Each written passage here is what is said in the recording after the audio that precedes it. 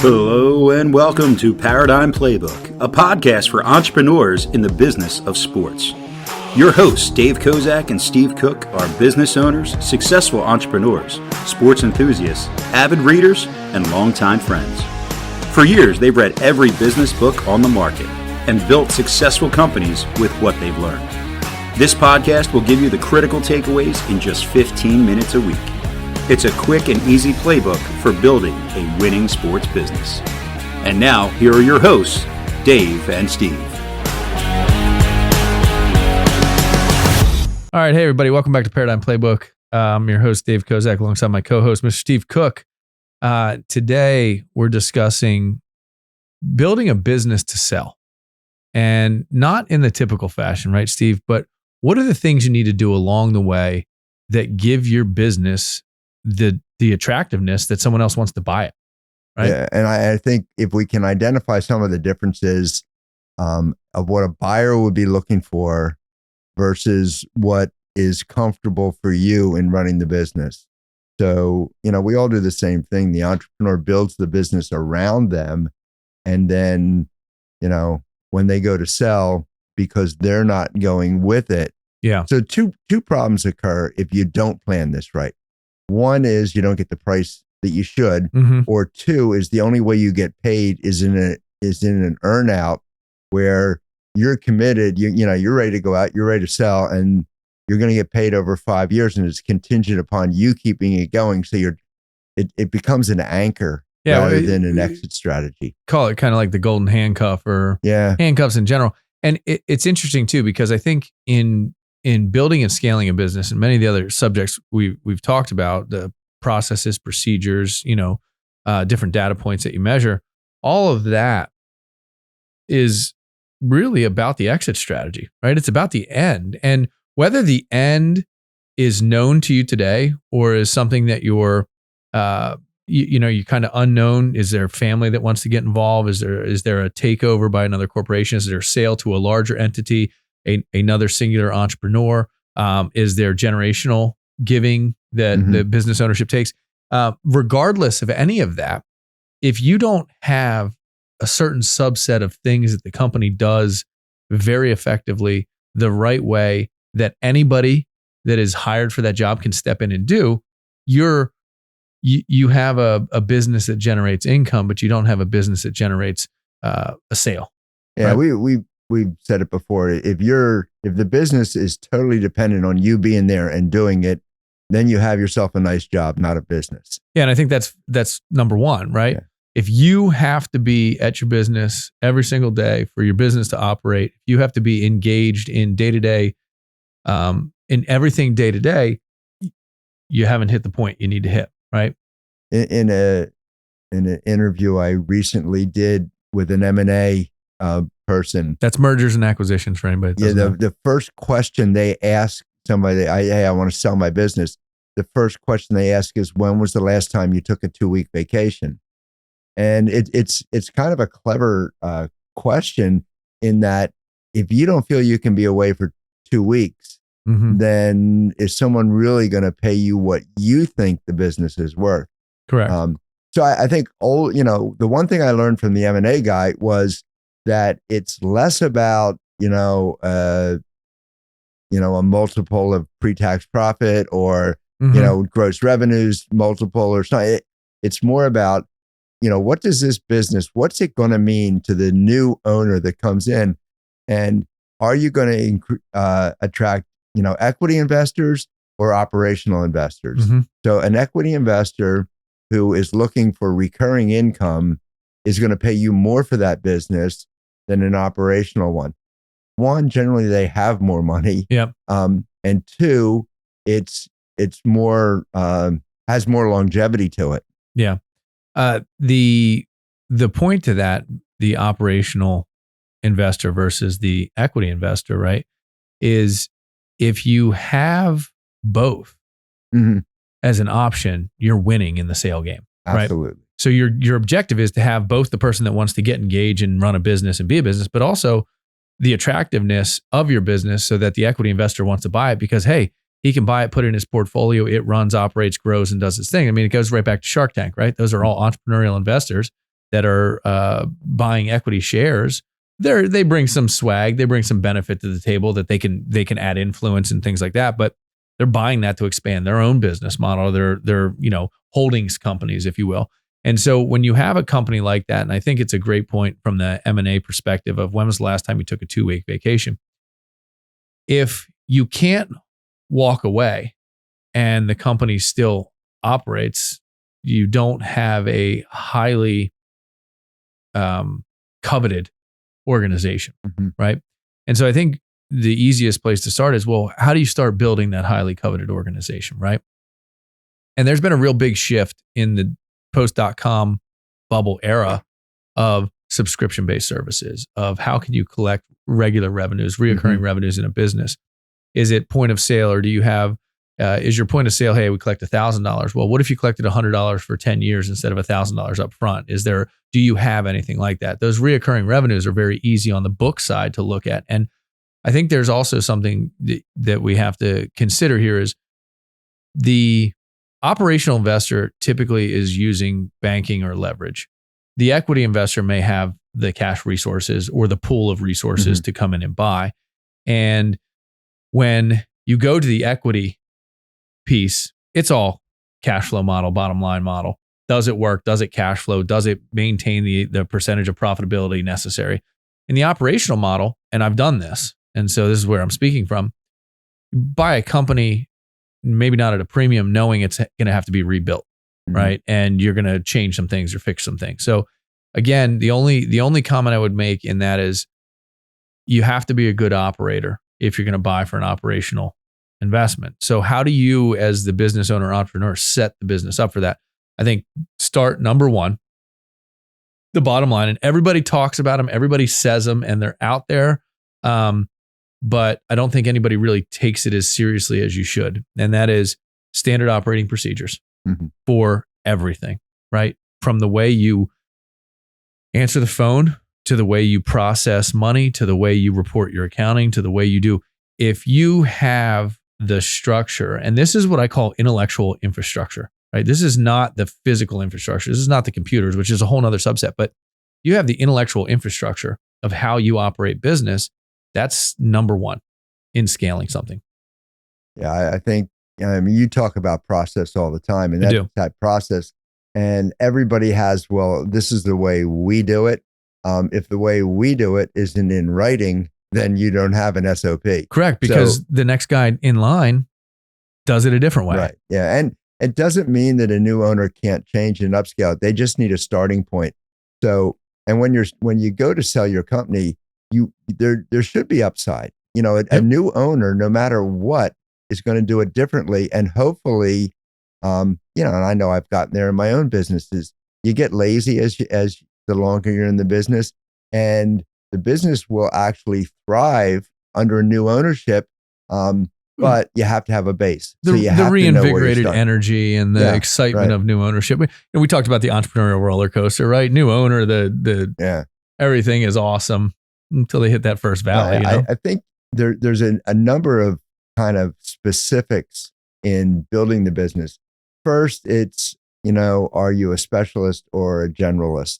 And generally, the equity investors like the specialist. Yeah. They like, do something and be the best at it. Don't do everything. So it's harder to sell a small business that's trying to compete with Walmart versus a small business that's trying to compete with the golf pro shop and have that higher level service. Yep. So all that goes in. And then how are you structuring your employees in compensation, and how are they locked in? Are they on long-term incentives or short-term incentives? Is there, and the mix of it. So if you have 5 equal salespeople that all do about the same thing, you're better off than having one superstar that's just kicking butt, because an investor, somebody coming to buy your business, is always looking at us. Well, what if that one guy walks? Which is possible. A new owner. And that's the same for clients too, right? What if you have 2 big clients and you'd rather have 1,000 medium-sized clients than 2 giant clients that make your book or make your business. I mean, in my corporate life, I talk about it all the time, but we had this situation where we had a great account. They kept growing and growing and growing. We were getting more shelf space. We were getting better and better. And oh, by the way, it was Sports Authority. And yeah, and Sports Authority kind of went downhill and then just faded away. So if you're going to invest and say, I'm going to choose Sports Authority over Dick's, you're taking a chance. Yeah. So, but having more accounts of equal value, I think you're better off. Good point. And I didn't want to move away from the two starting points, because I think it's important to know for any entrepreneur listening that's getting started is processes. So I started my business as a sole proprietor. Basically, I was doing everything and I was documenting how I did it. I shouldn't say that. That's a lie. I wasn't documenting how I did it. It wasn't until I had to train somebody else that the documentation started. Well, this is how I do it. Here's how I want you to do it. And then we started building those SOPs. So a real growth component of hiring is training that person. And when you're training that person, that's when you should be documenting that stuff. I don't think any entrepreneur that sets out to make money day one is going to be able to take 50% of their time and write down the standard operating procedures of the company, because you're going to be in the grind. You're going to be balancing the books. You're going to be doing the budget. You're going to be doing the sales calls. You're going to be doing the servicing and all of it. So there's just not time for that. But the moment you have an opportunity to hire someone, train someone, it's a great time to start those standard operating procedures.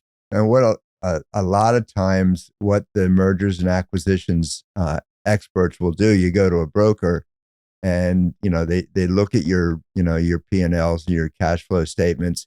The first thing they're going to do is recast the whole business and say, under a different owner, how would this look? Yep. It's under a new owner or equity investor, the president of the company may not be driving a Lexus. The company may not be providing 4 cars for the management team that's all family. So a lot of those dollars have to be taken out and recast. So when you get to that point, you're starting to look, and you have to continue to evaluate what you're doing and say, okay. And normally there's going to be a little suffering spot just before the sale. Yep. So if you want to get the best value of it, you have to start cutting back and reshaping what you're doing. Yeah. And my second point from the standard operating procedures is the KPIs, and it's key performance indicators. And I don't think I think there's too much stress in corporate America over KPIs, but I think if your eyes aren't on certain performance indicators that are not necessarily bottom line dollars, right? Because that doesn't tell you as the business owner the true health of the company. It gives you the profitability. It gives you a lot of it, but it doesn't give you that indication of the future, right? So when I started, one of the key performance indicators in the insurance world was how many actual conversations was I having about insurance. Mm-hmm. I knew that if I had a certain amount of conversations and I was going to get a certain amount of sales out of that. But more importantly, if I knew that I could get the conversation, I could sharpen the sales skills, and I could increase, maybe I had 30 conversations and it ended up in 5 sales. Well, as I got better and more well-rounded in the insurance industry, I could have 30 conversations. I could get 15 sales.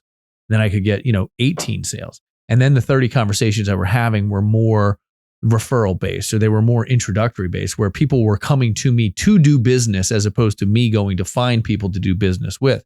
And so I knew that first performance was how many legitimate conversations was I having about insurance. And that was 2008. So, we've come a long way and created a bigger business. We do that all the time, kind of in the sales sector of all businesses. How many presentations you have to make to close a sale. And then you just start, stretching out the metrics. And when you're ready to invest, you invest in sales. And so in the sports world, the businesses that I deal with primarily, one of the big questions I get to is, okay, how much of your budget is going towards sales? And generally the answer I get is 0. Mm-hmm. Even the entrepreneur, the person running it, doesn't consider part of their daily activities in sales. So you have to have a system to keep bringing in new sales. A new buyer to your company is going to want to know, well, what if I lose these 3 customers? What's the process in place to replace them?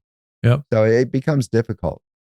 And, I always have reflected back every transition I've made in business, every company I've sold, acquired, and my vision for the next one I start or the next one I buy is I want to be able to have 30% of the budget to go to marketing, sales and marketing, essentially at that onset. Because, imagine you start a new restaurant, you've got the best chef and you've got the best location and you've got everything. But you have the best chef and the best location. That's it. You don't have great signage. You don't have any flags out. You didn't do any flyers. You didn't do any promotion. You're not doing any live events. You just are relying on the fact that you got the best chef. Well, it's all well and good, but if people don't know about it, you're out. And so you have to be a self-advocate. And that first step in marketing is that self-advocation where you're the one pushing the business. So I've always encouraged anybody that I've consulted with, up the marketing, right? And that's a tough thing for people to do because your budget's probably already tight and you're now being asked to spend. But if you don't spend, you don't get the other side. There's a distinct reason I think you've hit on why the success level of franchises exceeds that of sole entrepreneurs is because in the franchise model, the franchisor does a lot of that marketing for you. Yeah. Now you're paying for it. So you're Correct. paying a monthly, yearly fee.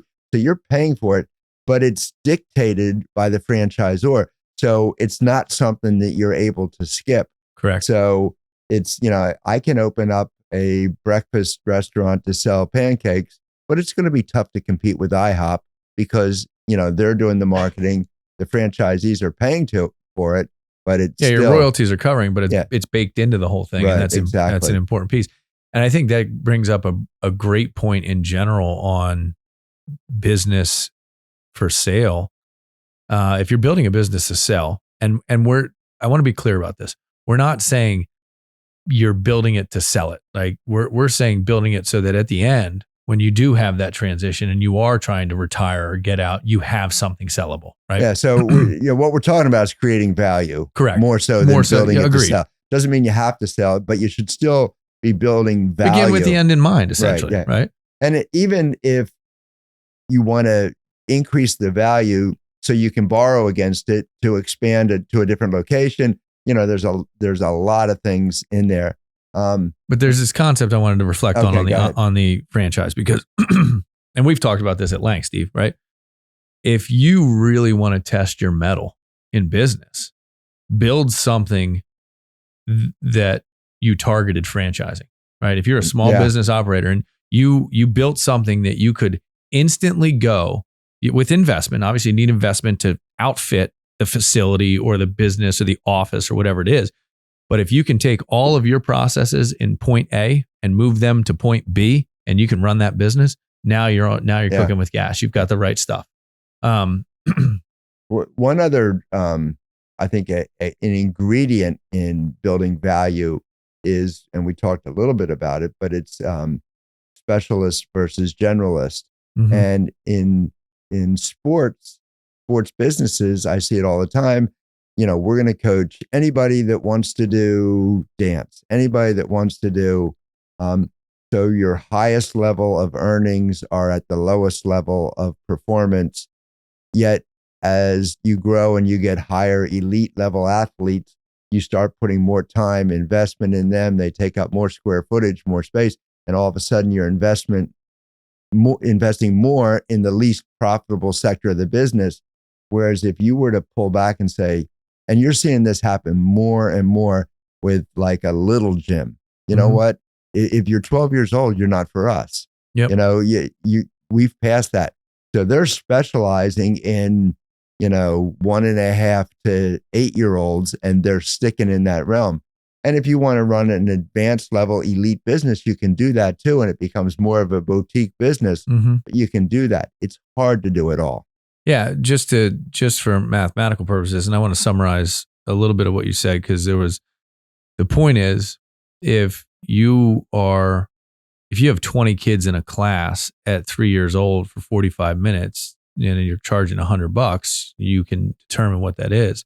When you have 3 elite gymnasts or athletes at your facility requiring 50% of the space and paying you very little because it's the matriculation through the process, right? You're losing profitability on the top end. Now, also, right, those athletes have to have a place to go, but you have to maintain the business, the business format that you're going to be most profitable at. So the idea of specialization, and I have an interesting twist on specialization because I have been a specialist in many things and pulled them all together, and it is not easy to do in an effective way. But make sure you understand, and I think in the athletic businesses, Steve, you're talking about, that's a key performance indicator. Like, where is your most profitable subset of things, and don't shy away from that because you have one superstar that comes out of it, right? And one of the difficult things in the sports world is to not get enamored by that elite performer. And so in general, when you offer a higher level of service, which would be coaching an elite person, you charge more. In the sports world, actually they charge less. So now that same athlete is paying the same thing for 6 practices a week versus the person, the beginner that's paying that price for twice a week.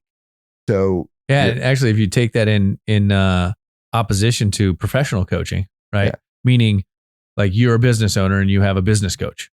Your business coach, the longer you're staying with them, the more you're paying that person. Yeah, and right? that's how it should be. I mean, and if you're an accountant, the more complicated the business, the more you're charging. But in coaching, the more complicated, it's more complicated to coach a great athlete than a beginner. There's basic 5 steps to coaching a beginner anything. But once you get to you're going to work on nuance. Tiger Woods' swing. That's pretty darn complicated. You better know exactly what you're talking about and be tight. So, and we can do that in sports, but we don't tend to do that. So that's one of the things that comes up all the time is like, if you want to do that, then maybe you got to change the model, and you can't do the beginners, but you're going to have to charge more. And then you're going to advertise and market what you're offering that is so unique from what everyone else is doing. There's a blue ocean strategy in there somewhere that we're not taking advantage of. But you're starting to see it in other. The specialist in the restaurant business has been there, but it's going more and more. It's like, okay, this is an all yogurt restaurant, or whatever.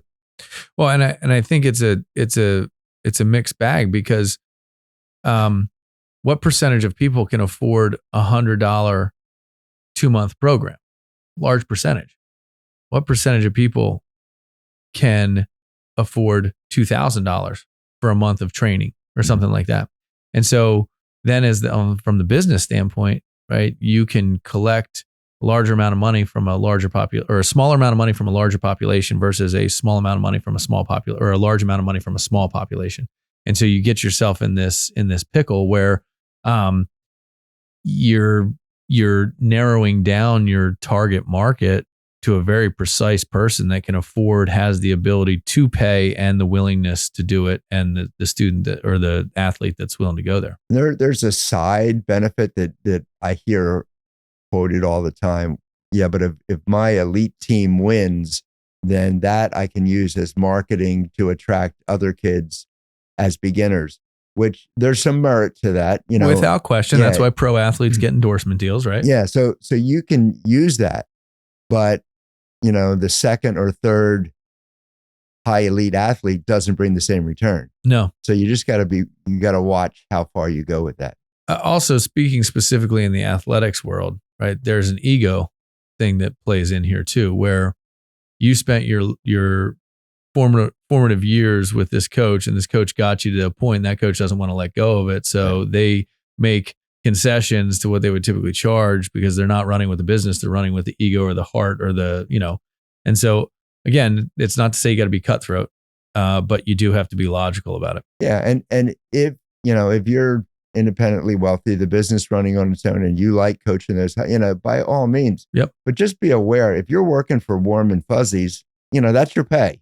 So correct. just you better be satisfied by warm and fuzzies. Yeah. So anyway, it's I think there's a lot of things in building the value of your business that you have to pay attention to. That, as you said, when you're first in the trenches getting it started, you don't think.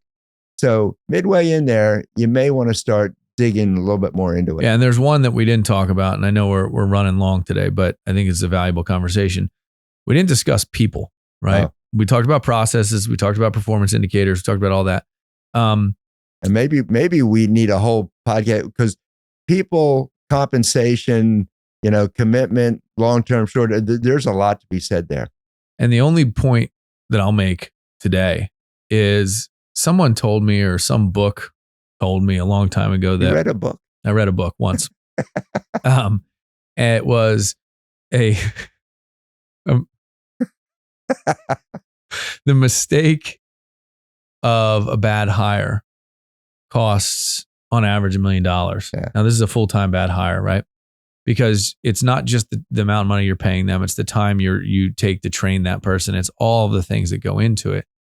And people are very quick in small business to hire whoever they can hire. I just need people, so I'm going to get people in, rather than necessarily hiring the right person for that job.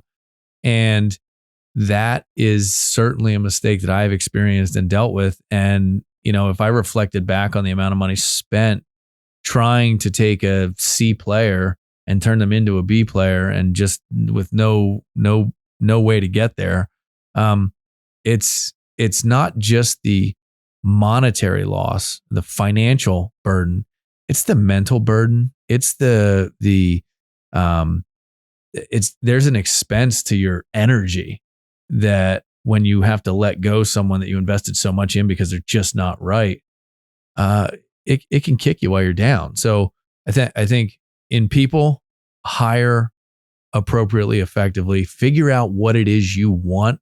And I'm not saying skills. Skills can be taught, trained, and built. I'm saying personality. I'm saying culturally, the things that you are the leader in this environment. So if you're not taking people seriously, it can have a toxic effect inside the business. Yeah, you know what? Why don't we mark it down? Next week we dig into the whole people side of the business. I think it warrants a longer conversation. I agree. Well, then we'll wrap it up with that then. Anyway, guys, just some thoughts from Steve and I on how to build a business to sell, whether it's short term, long term, or transitional. It's necessary to really pay attention to. I think the one key takeaway for me is, when was the last time you took a 2-week vacation? Yeah. Can't do that, then you got some work to do. Yeah. All right, guys. Make it a great week.